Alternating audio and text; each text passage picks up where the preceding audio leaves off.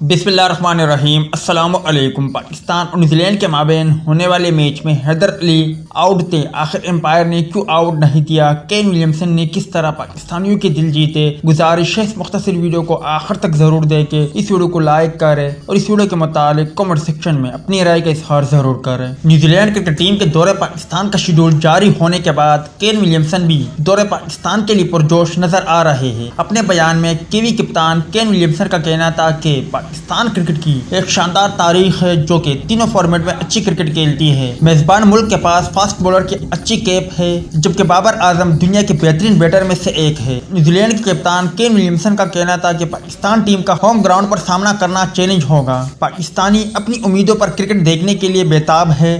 واضح رہے کہ مہمان ٹیم پاکستان میں 2 ٹیسٹ، 8 ون ڈے اور 5 T20 انٹرنیشنل میچز کھیلے گی۔ یاد رہے کہ آج کے ہونے والے میچ میں جب حیدر علی نے گیند کو شاٹ مارنے کی کوشش کی اور گیند لیگ سائڈ پر ہوتے وکٹ کیپر کے ہاتھوں میں پہنچا، وکٹ کیپر نے اپیل کی تو امپائر نے پہلے وائڈ کا اشارہ دیا۔ اس کے بعد کین ولیمسن نے ریویو لینے کا فیصلہ کیا۔ جب ریویو میں دیکھا گیا تو حیدر علی واضح طور پر آؤٹ تھے، جو کہ آپ اسکرین پر بھی دیکھ سکتے ہو، مگر حیران کن طور پر ٹی وی امپائر نے انہیں ناٹ آؤٹ کا اشارہ دیا اور حیدر علی کو ناٹ آؤٹ قرار دیا گیا۔ تاہم اس کے بعد حیدر علی کوئی خاطر خواہ کارکردگی کا مظاہرہ نہ کر سکے اور جلد آؤٹ ہو کر پویلین لوٹ گئے۔